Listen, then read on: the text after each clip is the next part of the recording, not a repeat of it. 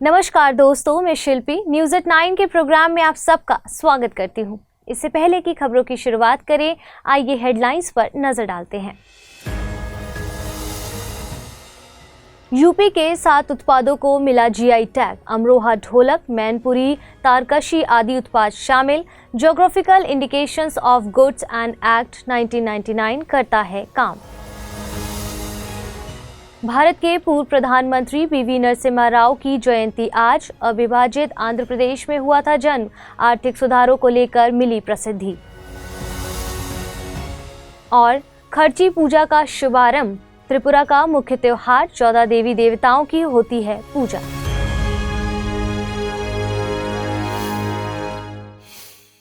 चलिए खबरों की शुरुआत करते हैं।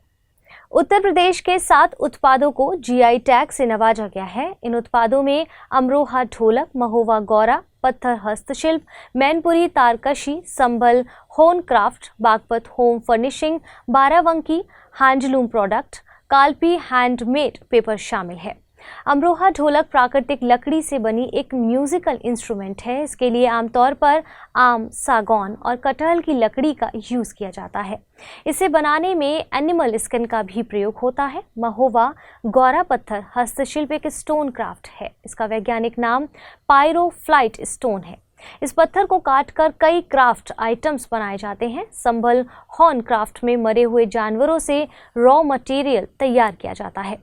WIPO यानी वर्ल्ड इंटेलेक्चुअल प्रॉपर्टी ऑर्गेनाइजेशंस के मुताबिक जियोग्राफिकल इंडिकेशंस टैग एक प्रकार का लेबल होता है जिसमें किसी प्रोडक्ट को विशेष भौगोलिक पहचान दी जाती है और ऐसा प्रोडक्ट जिसकी विशेषता मुख्य रूप से प्रकृति और मानवीय कारकों पर निर्भर करती है।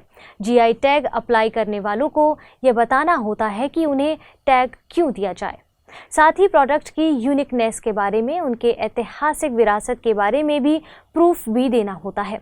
भारत में वाणिज्य मंत्रालय के तहत आने वाले department of industry promotion and internal trade की तरफ से जीआई टैग दिया जाता है।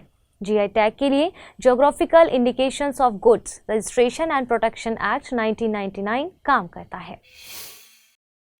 अमेरिकी वैज्ञानिक जॉन वी गुडियनफ का निधन हो गया है। उन्हें लिथियम आयन बैटरी के आविष्कार में योगदान के लिए जाना जाता था। साल 2019 में उन्हें रसायन के नोबेल पुरस्कार से नवाजा गया था।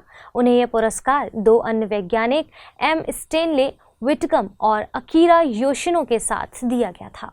इन तीनों ही वैज्ञानिकों ने अलग अलग वक्त में लिथियम आयन बैटरी को वर्तमान स्वरूप में लाने में योगदान दिया था।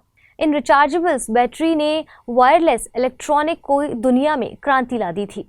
लिथियम आयन बैटरी की दुनिया की एक एडवांस तकनीक है। इसकी इलेक्ट्रोकेमिस्ट्री में लिथियम आयन प्रमुख भूमिका निभाते हैं। लिथियम आयन को एनोड के तौर पर इस्तेमाल किया जाता है और ये ज़्यादा करंट प्रोड्यूस करती हैं, इसलिए इनका प्रयोग हाई पावर एप्लीकेशंस में किया जा सकता है। इसके अलावा ये बैटरीज लो मेंटेनेंस भी होती हैं। साथ ही इसमें कैडमियम जैसे खतरनाक तत्व नहीं होते हैं जो इन्हें डिस्पोज करने में आसान बनाते हैं। लिथियम एक नॉन फेरस धातु है। दुनिया को अपने लैपटॉप, फोन और इलेक्ट्रिक व्हीकल्स के लिए लिथियम बैटरी की ज़रूरत है। वर्तमान में भारत लिथियम, कोबाल्ट और निकल जैसी धातुओं के लिए आयात पर निर्भर है। दुनिया में बोलिविया, चिली और अर्जेंटीना को लिथियम ट्रायंगल के तौर पर जाना जाता है। लिथियम ट्रायंगल पृथ्वी पर मौजूद शुष्कतम क्षेत्रों में से एक है। ये क्षेत्र लिथियम सप्लाई के 75% के लिए जिम्मेदार है। अब आप सभी के लिए ज़रूरी सूचना। Study IQ IAS Hindi team P2I यानी प्रीलिम टू इंटरव्यू बैच लेकर आई है। इसकी शुरुआत 19 जून 2023 से शाम को 6 बजे से की जा चुकी है। इस कोर्स में एडमिशन की लास्ट डेट 30 जून है। इस कोर्स में प्रतिदिन 2.5 से 3 घंटे की नियमित कक्षाओं के अलावा प्रिंटेड नोट्स, PDF, मुख्य परीक्षा हेतु उत्तर लेखन कार्यक्रम जैसे बहुत से उपयोगी फीचर्स शामिल किए गए हैं।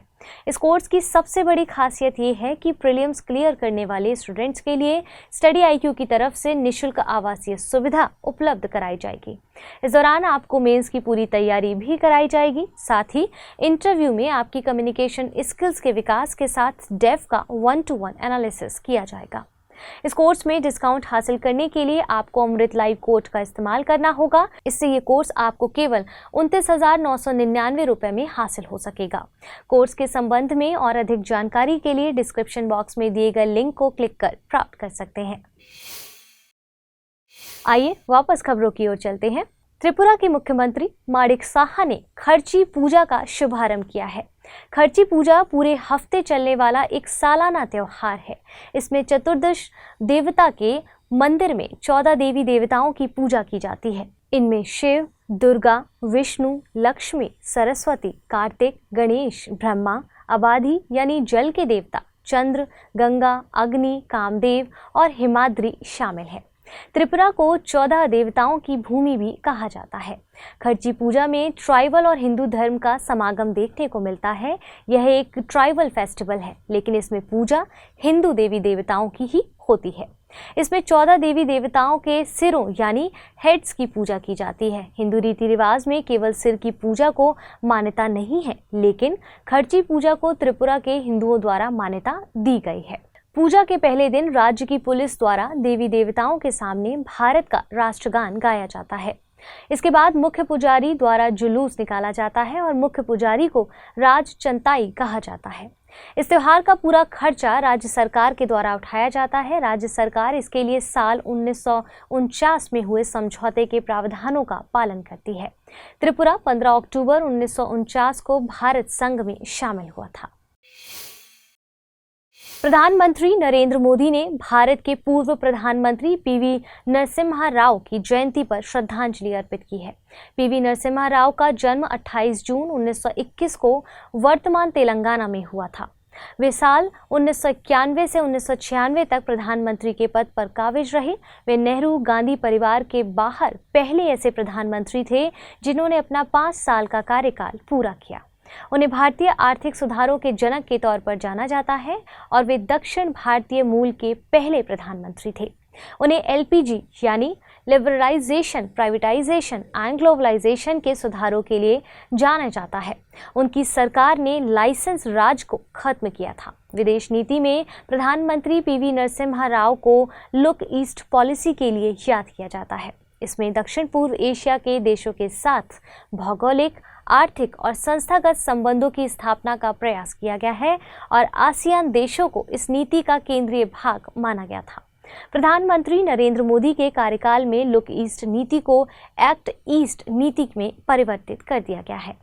स्थानीय निकायों को मजबूती प्रदान करने के लिए 73वें और 74वें संविधान संशोधन को उनके कार्यकाल में ही लागू किया गया था। आइए बुलेटिन पर आधारित कुछ प्रश्नों को देख लेते हैं। पहला प्रश्न है, खर्ची पूजा का संबंध किस राज्य से है? ओडिशा, त्रिपुरा, केरल, कर्नाटक। दूसरा प्रश्न है, निम्नलिखित कथनों पर विचार कीजिए। लुक ईस्ट पॉलिसी प्रधानमंत्री नरेंद्र मोदी के कार्यकाल में शुरू की गई है। एलपीजी सुधारों के लिए प्रधानमंत्री नरसिम्हा राव को जाना जाता है। बोलीविया, चिली और अर्जेंटीना लिथियम ट्रायंगल में शामिल देश है। उपरोक्त में से सही कथन या कथनों का चुनाव कीजिए। केवल एक, केवल दो, सभी तीन, इनमें से कोई नहीं। अब आइए पिछले बुलेटिन पर आधारित प्रश्नों को देख लेते हैं। साहेल जोन संबंधित है अफ्रीका, मध्य एशिया, यूरोप, ऑस्ट्रेलिया। सही जवाब है विकल्प ए यानी अफ्रीका।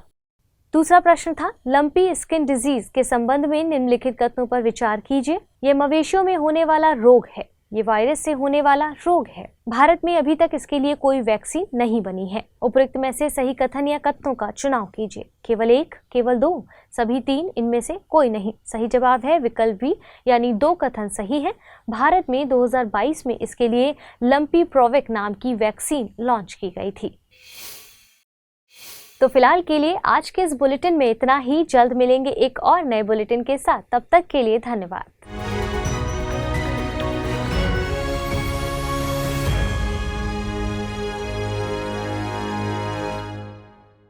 हिंदी में यूपीएससी की तैयारी से संबंधित प्रोग्राम्स को देखने के लिए सब्सक्राइब करें स्टडी IQ IAS हिंदी।